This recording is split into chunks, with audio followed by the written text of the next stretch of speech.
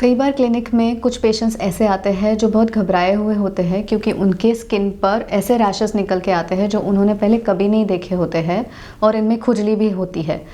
So hello and welcome back to #AskDrNamrata। और आज हम ऐसे ही सडनली आने वाले रैशेस के बारे में बात करेंगे जिसको हम अर्टिकेरिया कहते हैं। आइए जानते हैं कि अर्टिकेरिया क्या है। अर्टिकेरिया एक प्रकार के रैशेस है जो आपके स्किन पे आप फील कर सकते हो। ये बम्पी होते हैं और इनकी इर्द गिर्द लालपन होता है, उसके साथ खुजली भी होती है। अर्टिकेरिया के दो प्रकार होते हैं। एक होता है अक्यूट, जो कुछ ही घंटों पहले या कुछ ही दिनों पहले आते हैं और ये 6 हफ्तों के भीतर खुद से ही चले जाते हैं। और दूसरा प्रकार होता है क्रॉनिक, जो पेशेंट्स में लगातार हर रोज़ आते रहेगा स्किन पे और ये 6 हफ्तों से भी ज़्यादा रहता है। अर्टिकेरिया किन में दिखाई देता है? सो जनरली 5 में से 1 अडल्ट में अर्टिकेरिया कॉमनली दिखाई देता है और ये जनरली बच्चों में और महिलाओं में देखा जाता है। लेकिन ऐसे नहीं है कि पुरुषों में नहीं आता, लेकिन पुरुषों में थोड़ी कम मात्रा में आता है। अर्टिकेरिया का क्या कारण होता है? सो अर्टिकेरिया एक रिएक्शन होता है जो आपके स्किन पर आ जाता है। अगर इजी टर्म्स में कहा जाए तो आपकी स्किन किसी एलर्जन या किसी ट्रिगरर या किसी हेल्थ कंडीशन के वजह से एक तरह का केमिकल बनाती है और उस केमिकल के बनने के बाद आपके त्वचा पर रैशेस निकल के आते हैं जो लाल रंग के होते हैं और उनमें खुजली निर्माण होती है। सो सिंपली अर्टिकेरिया का क्या कारण होता है अगर पूछा जाए तो कोई एलर्जन हो सकता है, कोई फिजिकल ट्रिगरर हो सकता है या कोई अंडरलाइंग हेल्थ कंडीशन हो सकता है। आइए जानते हैं एलर्जी के क्या कॉजेज़ होते हैं।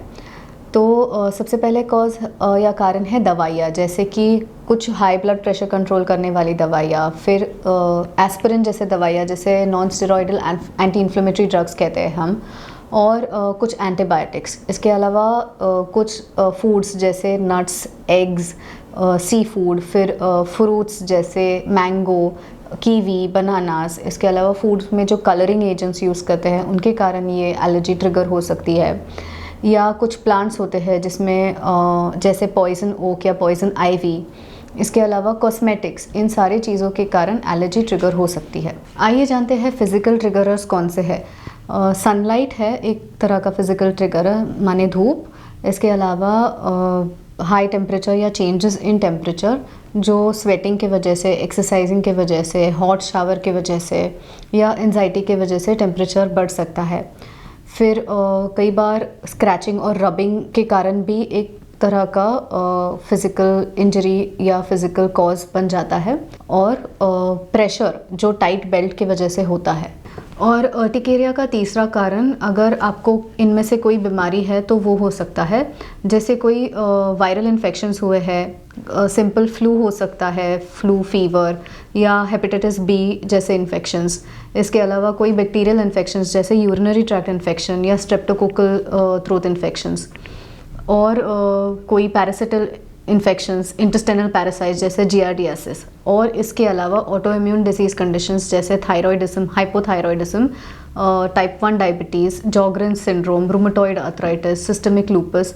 इन सारी बीमारियों की वजह से भी आपको अर्टिकेरिया हो सकता है। अर्टिकेरिया के क्या लक्षण होते हैं? जैसे मैंने आपको वीडियो के स्टार्ट में बताया, तो इनमें दाने निकल के आते हैं जो उभरे हुए होते हैं, मतलब बम्पी होते हैं, आपको स्किन पे फील होते हैं। ये लाल हो सकते हैं और इनमें खुजली होती है। इसका डायग्नोसिस कैसे करते हैं? तो जनरली हम फिजिशियंस हिस्ट्री टेकिंग पे समझ जाते हैं कि ये अर्टिकेरिया है या किसी और टाइप का रैश है। लेकिन फिर भी कुछ इन्वेस्टिगेशंस जैसे एलर्जी स्क्रीनिंग टेस्ट, फिर सीरम IgE लेवल्स और कंप्लीट ब्लड काउंट, इनमें से हम पता करवा सकते हैं कि ये अर्टिकेरिया है या कुछ और है।